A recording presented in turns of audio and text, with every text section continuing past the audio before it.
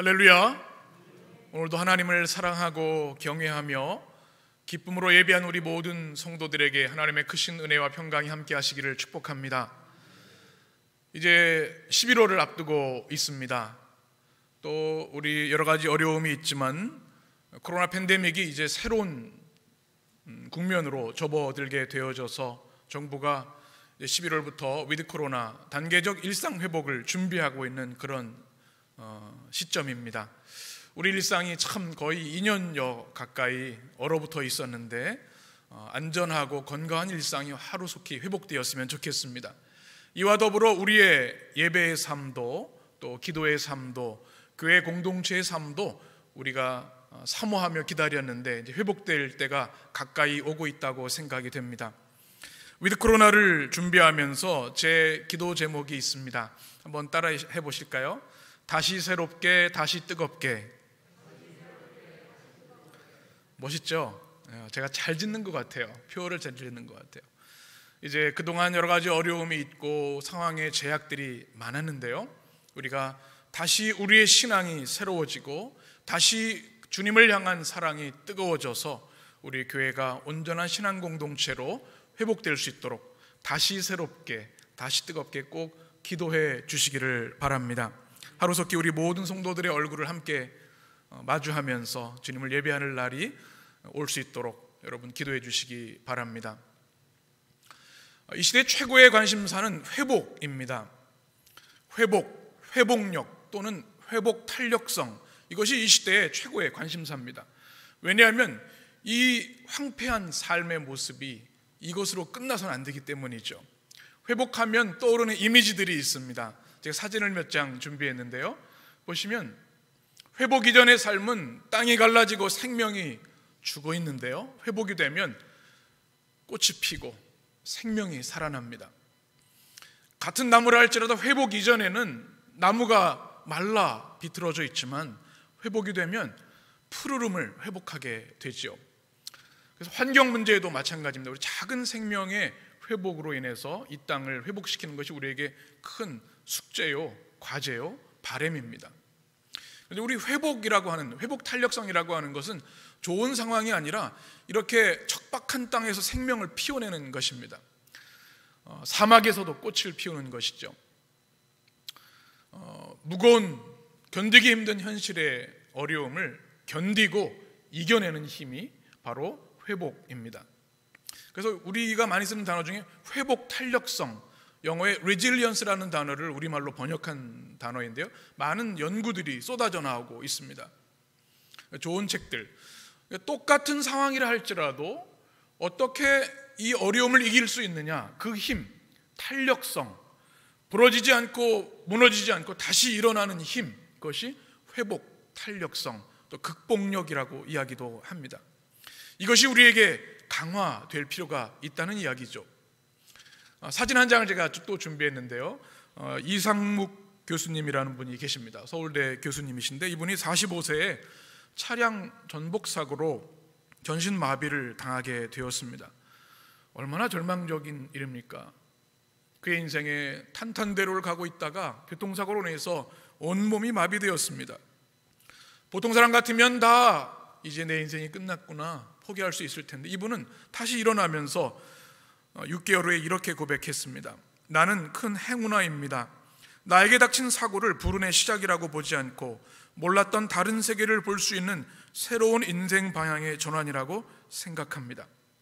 신앙의 힘으로 자신의 주어진 상황을 다른 눈으로 보고 일어날 수 있는 힘을 얻게 되었죠. 얼마나 행복한 삶을 살고 있는지 모릅니다. 여러분, 또 한 사람 있습니다. 회복 탄력성 하면 떠오르는 사람이 있는데요, 누군지 아시겠습니까? 외모 컴플렉스가 아주 심했던 안데르센이라는 사람입니다. 아동문학, 세계적인 아동문학가죠.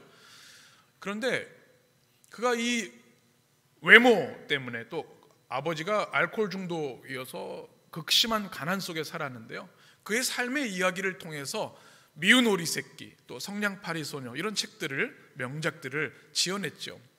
그의 주어진 상황은 참 절망적이었지만 그는 그것을 포기하지 않고 다시 일어나는 힘을 가졌죠. 그는 이렇게 이야기합니다. 오히려 어려움이 축복이었습니다. 못생겨서 미운 오리 새끼를 쓸 수 있었고 가난해서 성냥팔이 소녀를 쓸 수 있었습니다. 이것이 바로 회복 탄력성을 가진 사람들의 특징입니다. 우리가 이 어려운 시대에 참으로 견디기 힘든 일들이 많습니다. 우리를 넘어뜨리고 또 절망케 하는 것들이 많이 있어요. 그런데 이것을 다시 딛고 일어나느냐가 중요한 것이죠. 우리 개인의 마음에 또 용기가 필요하고요. 무엇보다 공동체의 힘이 중요합니다. 또 하나의 사진을 여러분 보시면 서로 손잡아 주어야 합니다. 위로하고 격려하고 일어날 수 있도록, 다시 회복할 수 있도록 도와줘야 하는 거죠. 교회 공동체가 바로 그런 공동체이죠. 서로 손잡아줘서 하나님이 주신 그 아름다운 꿈을 향해 하나님 나라를 위해 서로 협력하는 공동체가 되어야 하는 것입니다. 누구나 넘어질 수 있습니다. 누구나 절망할 수 있습니다. 그러나 다시 일어나면 되는 것이죠. 여러분의 마음에, 영혼에 회복 탄력성이 있게 되시기를 축복합니다. 또 우리 믿음의 힘이 참으로 중요합니다. 신앙 공동체가 중요합니다. 진정한 회복은 오직 하나님께 있기 때문에 그렇습니다. 사실 우리는 회복이 없으면 단 하루도 살 수 없는 존재입니다. 회복의 시간이 반드시 필요합니다. 여러분이 아무리 건강하고 체력적으로 좋다 할지라도 한 열흘밤 잠을 안 잔다고 생각해 보세요. 그러면 몸이 피폐하게 될 수밖에 없는 거죠. 회복의 시간을 통해서 힘을 얻어야 합니다. 영적인 회복은 더욱더 중요합니다. 아무리 육신이 강하다 할지라도 영이 죽어 있으면 그 인생은 참으로 비참하기 때문에 그렇습니다. 우리가 어떻게 영을 회복할 수 있습니까? 하나님께 나와야 합니다. 예배가 생명인 이유가 여기 있고, 말씀의 양식을 매일 먹어야 하고 기도를 하나님께 나가야 하는 이유가 여기 있는 것이죠. 이제 11월이 다가오고 있고, 또 정부는 위드 코로나 단계적 일상 회복을 준비하고 있습니다. 이와 더불어 여러분의 육신의 몸과 여러분의 영혼과 신앙이 다시 놀라운 하나님의 회복으로 함께 되어지기를 주의 이름으로 간절히 축원합니다.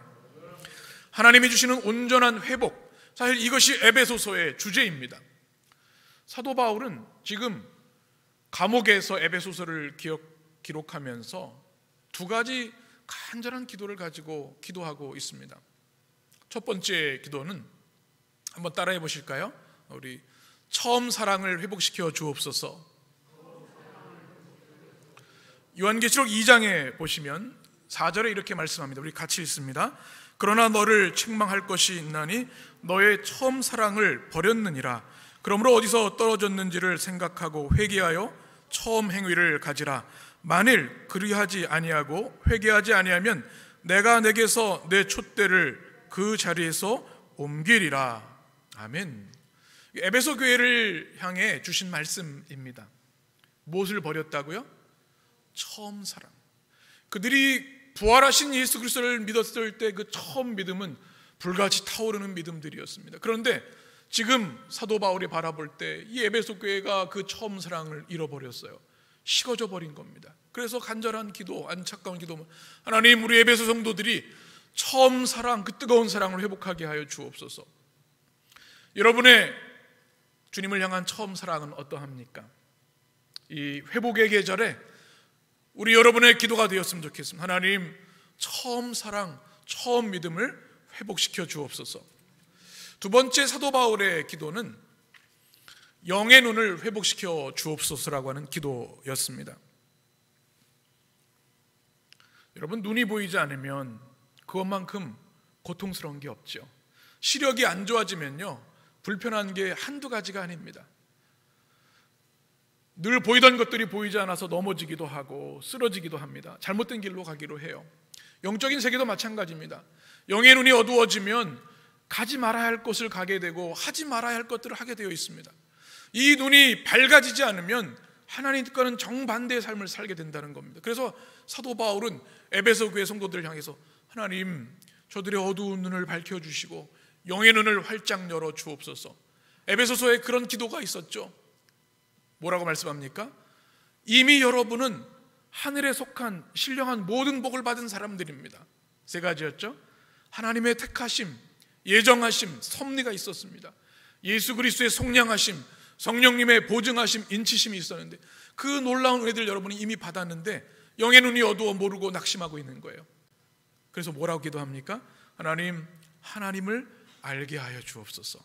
성도의 기업의 소망을 알게 하여 주옵소서. 소망의 부르심의 풍성함을 알게 하여 주옵소서. 하나님의 크신 능력을 알게 하여 주옵소서. 하나님이 어떤 분이십니까? 죽은 자를 살리시는 하나님, 하나님의 오른편에 세우시는 하나님, 모든 일임에 뛰어나게 하시는 하나님, 교회의 머리 되게 하신 하나님, 그 하나님을 알아야 하는데 영의 눈이 어두워 못 보고 있는 거예요.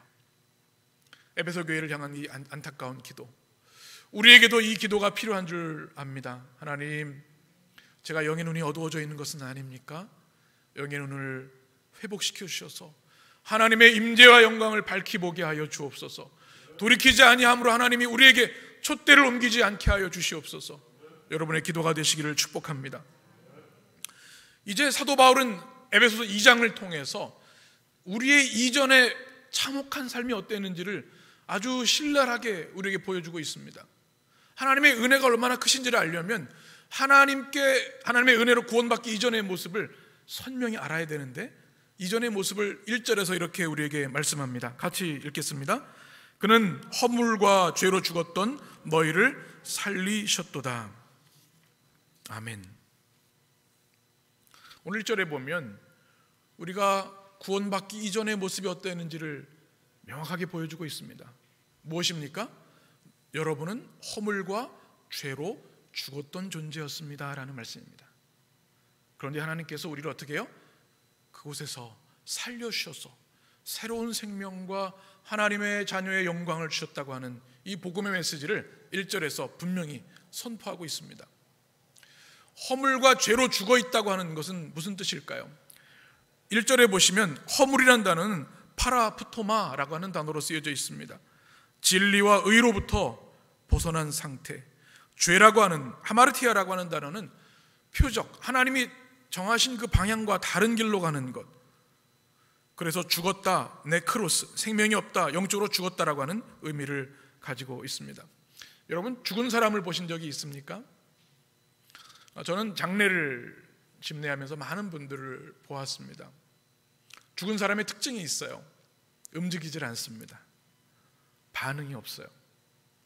그런데 우리의 이전의 모습이 어떠했냐 하면 영적으로 죽어 있었던 상태였다. 허물과 죄로 하나님과의 관계가 단절된 영적 죽음의 상태. 그래서 하나님이 말씀하셔도 반응이 없어요. 하나님이 때로는 경고하셔도 듣지 못해요. 영적으로 죽은 비참한 상태에 있었다는 사실을 기억하라고 사도 바울은 우리에게 말하고 있습니다. 생명의 근원이시고 주관자이신 하나님과 단절된 그 비참한 영적 죽음의 상태에 있었던 사실, 이것을 여러분 기억해야 합니다. 1절에서 우리에게 말씀하고 있습니다. 그런데 그 우리의 비참함에서 하나님이 우리를 다시 살려주셨다. 역사의 교훈을 우리는 기억해야 합니다. 우리나라가 일제 침략과 전쟁의 고통을 얼마나 겪었습니까? 그것을 생각하면 지금 누리는 것들이 얼마나 감사한지를 알 수가 있어요. 하나님이 우리에게 주신 이 놀라운 구원의 은혜, 그리스도의 십자가의 사랑을 우리가 잘 이해하기 위해서는 우리의 그 이전의 비참함을 알아야 한다는 것, 이것이 오늘 성경의 메시지입니다. 우리의 구원받기 이전의 삶이 어떠했는가? 성경은 오늘 말씀에서 세 가지로 요약해서 말씀해주고 있습니다. 첫 번째는 세상 풍조를 따르는 삶을 살았습니다. 구원받기 이전에, 하나님의 자녀가 되기 이전에 말이죠. 2절 말씀 같이 읽습니다. 그때 너희는 그 가운데 행하여 이 세상 풍조를 따르고, 무엇을 따랐다고요? 이 세상 풍조. 여기서 세상은 코스모스, 세상 말하죠. 또 풍조는 아이온이라는 단어입니다. 바로 인간이 죄성으로 빚어진 문화와 세계관을 이야기합니다.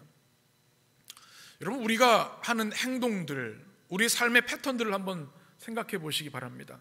내가 아침에 일어나서 가장 먼저 무엇을 하는지, 하루 종일 무엇을 하는지, 또 내 1년의 삶, 10년의 삶을 무엇을 향해 살았는지를 생각해 보면 우리도 모르는 사이에 이 세상이 우리에게 부여해 준 내면화된 세계관을 따르고 있는 거예요. 그 중에 첫 번째는 전통적인 세계관입니다. 우리 인간의 타락한 본성이 만들어낸 이전의 가치들 있죠. 그 중에는 우리 물질주의가 있겠죠. 돈이면 최고다라고 하는 그런 가치관이 있습니다. 또 남성 중심주의가 있고요. 힘의 논리로 또 가부장제도 있고, 또는 여러 위계 질서들이 있지 않습니까? 그리고 핍박받고 약한 자들을 괴롭히는 역사들이 있어요. 이런 것들이 우리도 모르게 우리에게 익숙해 있는 거예요. 그걸 따르는 거예요. 우리도 모르게. 뉴스에 보면 그런 참혹한 일들이 얼마나 많이 있습니까? 지금도 전쟁과 테러가 그렇습니다. 전통적인 세계관뿐만 아니라 새롭게 만들어지는 이 현 시대의 세계관들도 그렇습니다. 현 시대 가장 대표적인 세계관을 개인주의라고 얘기를 합니다. 이제는 어떤 절대 진리, 그것보다는 내가 좋으면 그게 최고라는 거죠. 그래서 자기애가 가장 강한 시대라고 얘기를 합니다. 또 즐거우면 좋으면 최고지, 쾌락주의가 이 시대의 가치가 되어버렸습니다. 그래서 나도 모르게 내가 그리스도인이건 아니건 그것을 쫓아 살아가게 된다는 거죠. 이것이 바로 이 세상 풍조입니다. 여기에는 좋은 것도 있지만 우리를 하나님부터 멀어지게 하고 또 우리의 삶의 영적 거룩을 잃어버리게 하는 일들이 얼마나 많은지 모릅니다. 그리고 이것은 우리의 내면 깊은 곳에까지 파고들어서 우리를 매일 이 세상 풍조에 따라가게 합니다. 유행을 따라가게 하고, 이렇게 이 사람이 이렇게, 너도 이렇게 살아야지, 우리를 이리저리 휘두릅니다. 리차드 콜킨 박사님은 이것을 폭군이라고 이야기합니다. 세상 풍조가 우리를 끊임없이 만들어요. 더 예뻐져야 되고, 더 커져야 되고, 더 많이 소유해야 되고, 더 탁월해야 되고, 남보다 강해야 되고, 이런 것들을 나도 모르게 평생 끌려다니며 산다는 거죠. 대다수의 사람들이 그것을 추구합니다. 심지어는 우리 그리스도인들도 그럴 때가 많다는 거예요. 영적인 퇴행이라고 하죠. 우리는 이미 그리스도 안에서 옛사람이 죽었는데 아직도 옛사람을 따라갈 때가 많아요. 세상 풍조가 달콤하기 때문에 그렇습니다. 하나님보다 세상 부귀영화를 더 좋아하고 교회조차도 세속화된 이 시대의 모습을 우리는 바라보아야 하겠죠. 그 누구도 안전하지 않습니다. 그래서 우리는 어떻게 해야 되는가? 로마서 12장 2절에 이렇게 말씀합니다. 같이 읽습니다. 너희는 이 세대를 본받지 말고 오직 마음을 새롭게 함으로 변화를 받아 하나님의 선하시고 기뻐하시고 온전하신 뜻이 무엇인지 분별하도록 하라. 아멘. 이 세대를 어떻게 해요? 본받지 말라. 거룩한 저항, 우리에게 필요한 거죠. 분별해야 합니다. 이 세상 풍조를 따르지 않는 여러분 되시기를 축복합니다. 두 번째, 우리가 구원받기 이전의 모습은 어떠했는가? 공중의 권세 잡은 자를 따르는 삶을 살았습니다. 오늘 2절에 보면 이렇게 말씀하죠. 세상 풍조를 따르고 그 다음에 공중의 무엇을 잡은 자? 권세 잡은 자를 따랐으니. 그래서 공중의 권세 잡은 자가 누구일까요? 바로 사탄을 말합니다. 히브리적 사고에는 하늘이 3층으로 구성되어 있습니다. 가장 높은 곳에 하나님이 계시고요, 인간들은 1층 하늘에 있습니다. 중간 2층 하늘이 뭐냐면 공중인데, 거기에 바로 악한 영들, 사단이 역사한다고 생각을 했습니다. 그래서 공중의 권세 잡은 자는 사탄을 말합니다. 사탄은 어떤 존재인가? 하나님을 대적하는 자입니다. 우리가 잘 알고 있는 대로 타락한 천사가 하나님을 거역하고 대적함으로 인해서 하나님께 범죄한 영적인 존재이죠. 속이는 자입니다. 거짓말을 얼마나 잘하는지 돈, 명예, 권력, 쾌락에 빠지도록 우리를 속입니다. 참소하는 자, 우리가 죄에 빠져 넘어졌을 때 그것을 고발하고 우리를 잔인하게 짓밟습니다. 도둑질하는 자, 우리에게 주시는 말씀의 씨앗을 빼앗아 버리고 화평을 빼앗아 갑니다.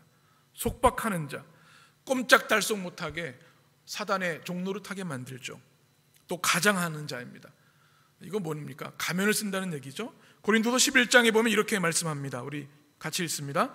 그런 사람들은 거짓 사도요 속이는 일꾼이니 자기를 그리스도의 사도로 가장하는 자들이니라. 14절, 이것은 이상한 일이 아니니라. 사탄도 자기를 광명의 천사로 가장하나니. 가장하는 거예요. 여러분, 사단이 무슨 뿔이 달리고 험악한 무슨 괴물의 모습이 아닙니다. 영적인 존재입니다. 천사와 마찬가지로 영적인 존재로 때로 우리 삶에 위협하기도 하고 때로는 우리를 달콤한 유혹으로 넘어뜨리는 악한 영인 것이죠.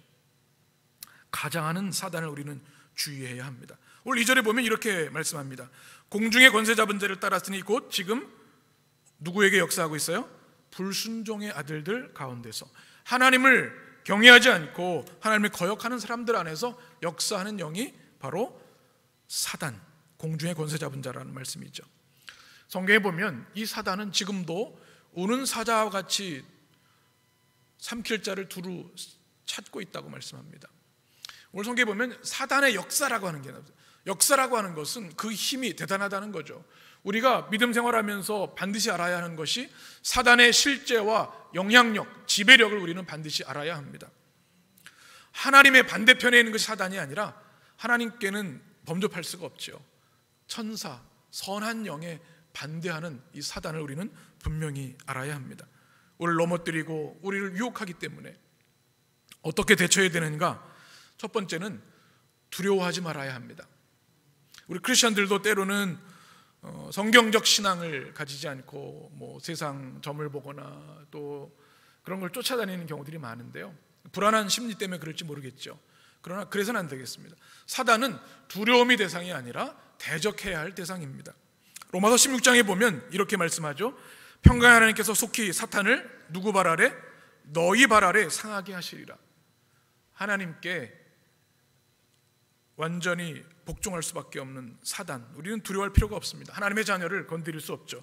에베소서 6장에 보면 이렇게 말씀합니다. 같이 읽습니다. 끝으로 너희가 주 안에서와 그의 힘의 능력으로 강건하여지고 마귀의 관계를 능히, 아멘, 영적으로 무장해야 합니다. 하나님의 전신갑주를 입어야 합니다. 사단이 얼마나 빈틈을 잘 아는지요. 우리가 강하여지지 않고 무장하지 않으면 사단의 공격에 속수무책으로 당할 수밖에 없습니다. 또 에베소서 6장 17절에 보게 되면 맞서서 싸워야 할 대상임을 우리에게 말씀하고 있습니다. 우리 17절 18절 같이, 구원의 투구와 성령의 검 곧 하나님의 말씀을 가지라. 모든 기도와 간구를 하되 항상 성령 안에서 기도하고 이를 위하여 깨어 기도하기를 항상 힘쓰며 여러 성도를 위하여 구하라. 아멘. 구원의 투구와 뭐가 필요해요? 성령의 검. 사단의 불화살을 맞을 믿음의 방패가 필요하고요, 공격할 성령의 검, 하나님의 말씀으로 무장해야 합니다. 또 성도들이 서로를 위해 중보하며 기도해야 합니다. 모두가 이겨낼 수 있도록. 베드로전서 5장 8절 9절에 이렇게 말씀합니다. 같이, 근신하라, 깨어라. 너희 대적 마귀가 우는 사자같이 두루다니며 삼킬 자를 찾나니 너희는 믿음을 굳건하게 하여 그를 대적하라. 이는 세상에 있는 너희 형제들도 동일한 고난을 당하는 줄을 알미라. 아멘. 깨어 근신하며 사단을 대적하는 주의 백성들 되시기를 축원합니다. 구원받기 전에 우리의 모습은 오늘 3절에서 육체의 욕심을 따르는 삶이라고 규정하고 있습니다. 우리 3절 말씀 같이 읽습니다. 전에는 우리도 다 그 가운데서 우리의 육체의 욕심을 따라 지내며 육체와 마음에 원하는 것을 하여 다른 이들과 같이 본질상 진노의 자녀이었더니. 아멘. 육체는 사르크스라는 단어로 쓰여져 있습니다. 욕심은 에피뚜미아라고 하는 단어인데요, 욕심이라는 것은 중립적인 개념이죠 원래는. 그런데 여기서 말하는 육체의 욕심은 타락한 인성의 본성으로 인해서 파괴적인 욕심을 말합니다. 그래서 이 타락한 인간의 본성이 파괴적인 모습으로 나타날 때 타인을 파괴합니다. 생명을 빼앗기도 하고요, 다른 사람의 성을 착취하기도 합니다. 또 자신을 파괴하기도 하죠. 파괴적인 방종에 빠지는 경우들이 있습니다. 그 모든 내용들을 갈라디아서 5장에서는 이렇게 규정합니다. 육체의 일은 분명하니 곧 무엇입니까? 음행과 더러운 것과 호색과 우상숭배와 주술과 원수매는 것과 쭉 해서 말씀하고 있습니다. 이것이 허물과 죄로 죽은 영적 죽음을 가진 사람들이 추구하는, 따르는 삶의 모습인 거죠. 얼마나 참혹합니까? 세 가지의 폭군에 우리는 끌려다니는 삶을 구원받기 전에 가졌다는 것이죠. 첫 번째 무엇입니까? 이 세상의 풍조, 사단의 권세. 세 번째는요, 육체의 욕심. 영적으로 죽은 상태에서 그것에 끌려다녔습니다. 참혹한 삶이죠. 왜냐하면 하나님의 심판을 피할 수 없는 죄의 모습이기 때문에. 그런데 바로 그런 참혹한 상황에서 우리를 건져주시고 구원해 주셨습니다. 5절 6절에 보게 되면 하나님께서 어떻게 우리를 구원해 주셨는지를 말씀하고 있습니다. 같이 허물로 죽은 우리를 그리스도와 함께 살리셨고 너희는 은혜로 구원을 받은 것이라. 또 함께 일으키사 그리스도 예수 안에서 함께 하늘에 앉히시니. 아멘.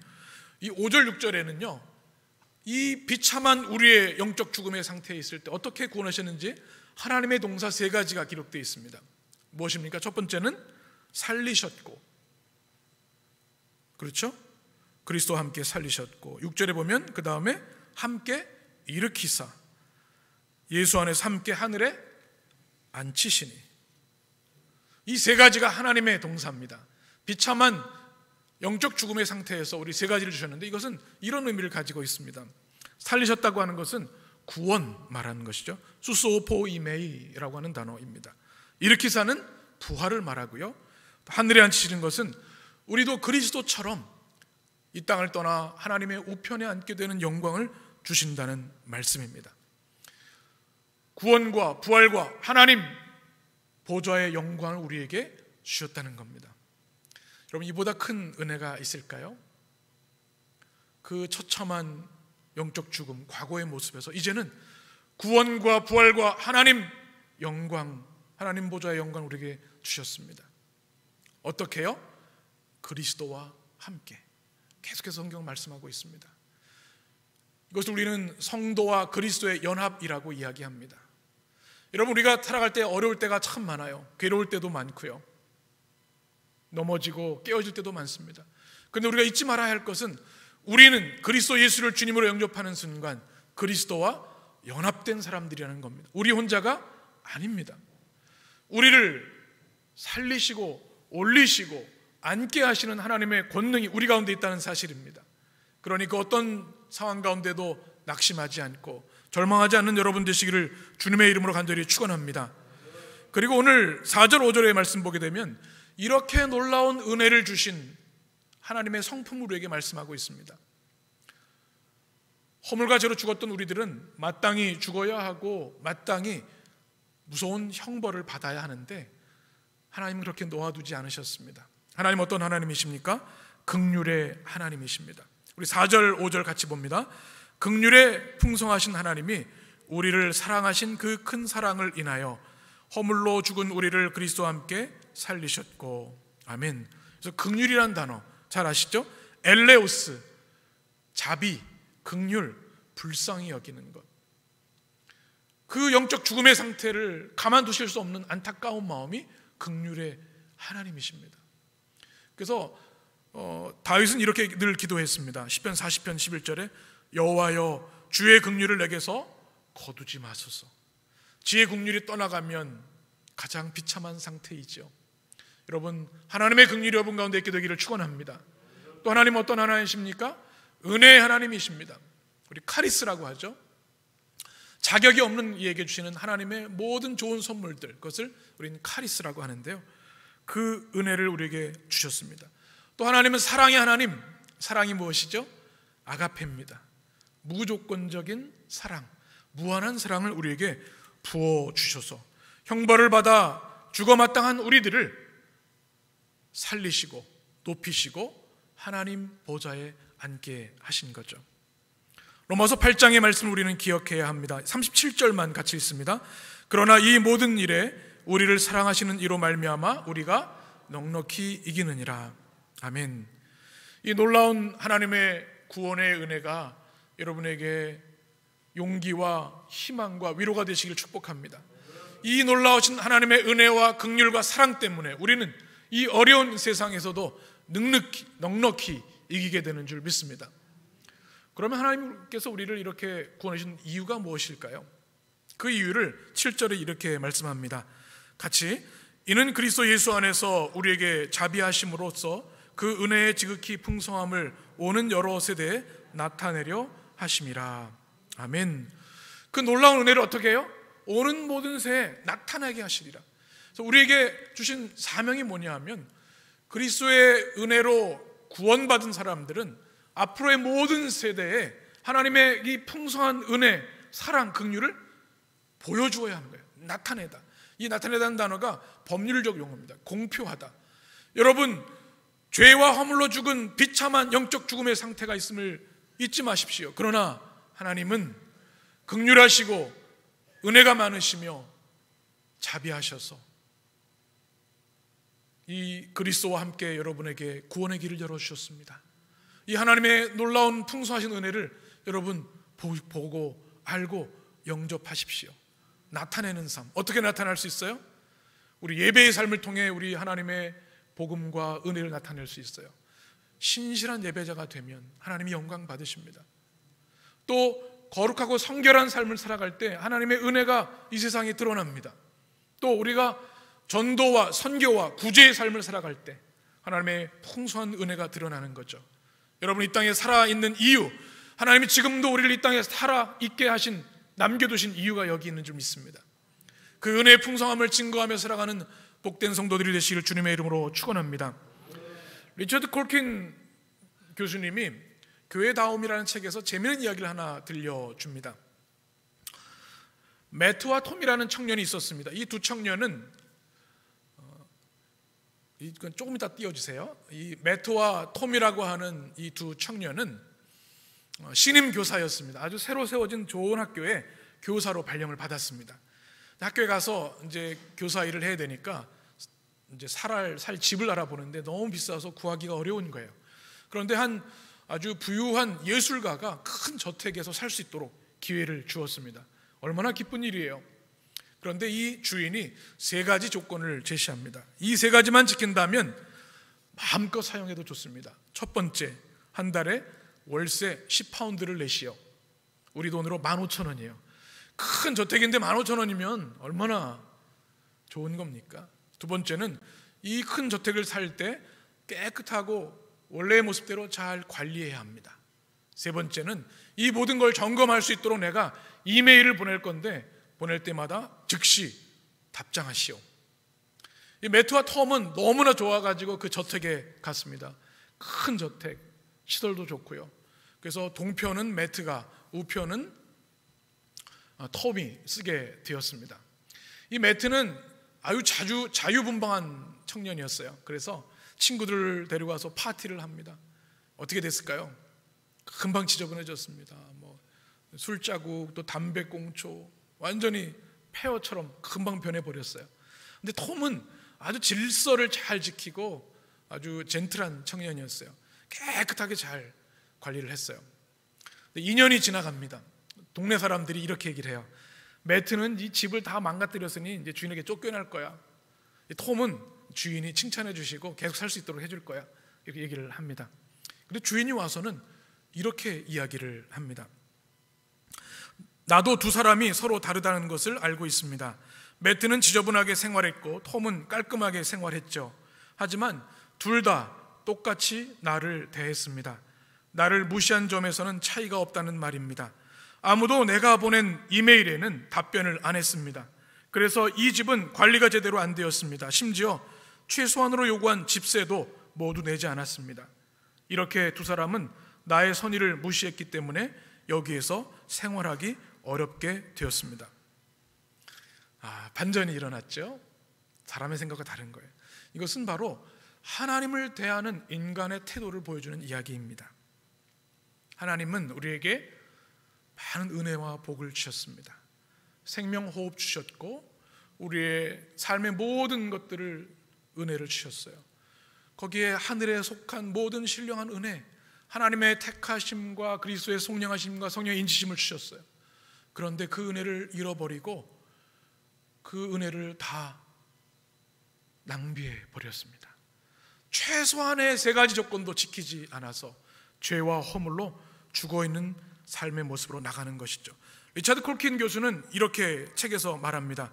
모든 사람이 자신만을 신뢰하고 하나님을 경시한다는 면에서는 차이가 없습니다. 심지어 우리 중에는 너무나 오랜 세월 하나님을 가볍게 여겨 하나님이 살아계시다는 의식조차 흐려져 있을 뿐 아니라 세상을 마치 자신의 소유처럼 생각하는 이들도 있습니다. 그러므로 우리는 하나님이 맡기신 세상에 살아가면서 어떻게 우리가 주인이신 하나님을 대하고 있는지를 깊이 생각해 보아야 합니다. 여러분은 어떠신가요? 하나님을 향해 어떤 태도로 하나님을 대하고 계신가요? 혹시 매트와 톰의 모습이 아닙니까? 나는 매트보다는 좀 나아. 그렇지만 여전히 하나님의 말씀에 반응하지 않고 또 거절하고 살아가고 있는 것은 아닙니까? 이 리차드 코킨 교수님은 이 이야기에 이어서 또 한 가지 이야기를 들려줍니다. 3명이 건강검진을 했습니다. 치명적인 질병이 있어서 이제 1년을 살지 못하게 되었습니다. 의사와 면담을 하게 되는 거죠. 의사가 이렇게 얘기를 합니다. 당신에게 알려줄 좋은 소식이 있습니다. 그런데 나쁜 소식 먼저 알려주겠습니다. 왜냐하면 나쁜 소식을 듣지 않으면 그게 왜 좋은 소식인지 알 수 없기 때문에 그렇습니다. 환자분은 30년 동안 줄담배를 피워와서 심각한 심장 질환을 가지고 있습니다. 그런데 큰 수술을 받으면 희망은 있습니다. 하지만 그렇지 않으면 1년 안에 죽게 될 것입니다. 그런데 이 3 환자가 다 반응이 달라요. 첫 번째 환자는 큰 소리를 지릅니다. 화를 냅니다.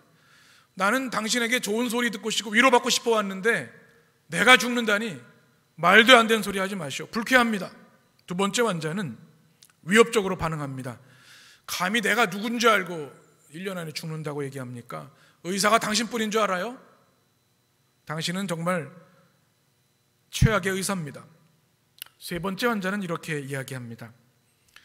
큰 수술을 받아야 한다니 충격입니다. 그러나 진실을 알려주셔서 고맙습니다. 생명을 구할 수 있는 수술이 있다니 참 다행입니다. 당장 수술 받겠습니다. 좋은 소식을 전해주셔서 감사합니다. 그리고 좀 더 자세하게 그 사는 방법을 알려주십시오. 여러분, 3 환자 중에 어떤 모습에 가까우신가요? 누구에게 희망이 있어요? 3 번째 환자에게 희망이 있습니다. 하나님은 이 시간 우리 한 사람 한 사람에게도 분명하고 선명하게 말씀합니다. 너희도 전에는 허물과 죄로 죽었던 사람들이다. 아무 희망 없는 세상의 풍조와 사단의 권세에 종노릇했던 육체의 욕심을 따라 살았던 그런 존재였다. 그러나 내가 너희에게 한량의 은혜를 부어주었다. 창세전에 택하여 예정하심을 통하여 때가 찬 경륜에 따라 그리스도의 속량하심으로 너희를 구원하였고 성령으로 보증하고 인쳐 주었다. 이것을 잊지 말고 살아라. 우리가 수술받아야 할 것이 있다면 하나님께 나아가 하나님 고쳐주세요, 살려주세요, 우린 기도해야 할 줄 믿습니다. 그리고 그 절망에서 살려주신 하나님의 은혜에 합당한 감사와 찬양을 올려드리고 하나님이 기뻐하시는 삶을 살아가야 되는 줄 믿습니다. 이 은혜를 깨달아야 하는 것이죠. 이 은혜를 깨달으면 사는 이유가 달라집니다. 사는 과정이 달라집니다.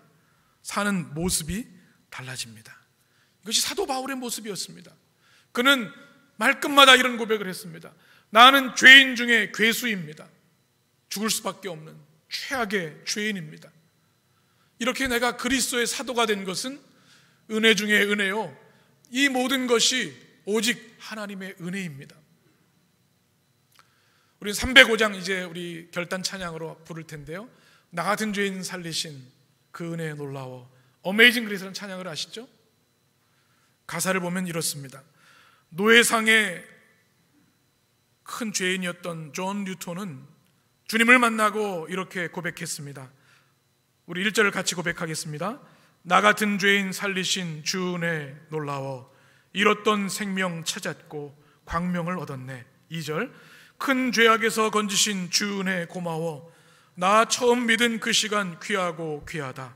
3절, 이제껏 내가 산 것도 주님의 은혜라, 또 나를 장차 본향에 인도해 주시리.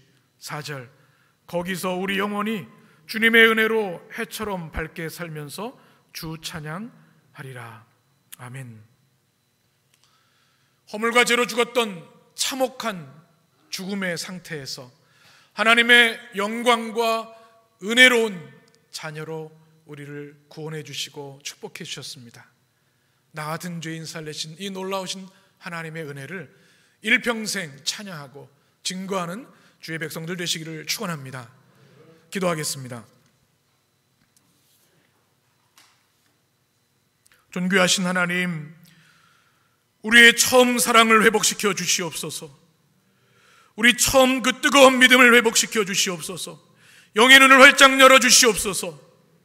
주님, 이전엔 우리도 죄와 허물로 죽었던 사람들이었습니다. 이 세상의 풍조와 사단의 간계한 권세와 육체의 욕심을 따라 하나님을 모르는 어둠 속에 살아갔습니다. 그러나 그리스도 예수를 통하여 우리에게 다시 살려주시고 높여주시고 하나님 보좌에 임하는 영광을 주셨습니다. 나 같은 죄인 살리신 하나님의 그 놀라운 은혜를 잊지 않고 주님, 이 땅에 생명 주시는 동안 오직 하나님의 영광을 위하여 우리 삶과 인생을 드리는 거룩한 주의 백성들 되게 하여 주옵소서. 그 은혜를 영원토록 찬양하며 이 땅에 나타내는 주의 증인들 되게 하여 주옵소서. 예수님의 이름으로 기도합니다. 아멘.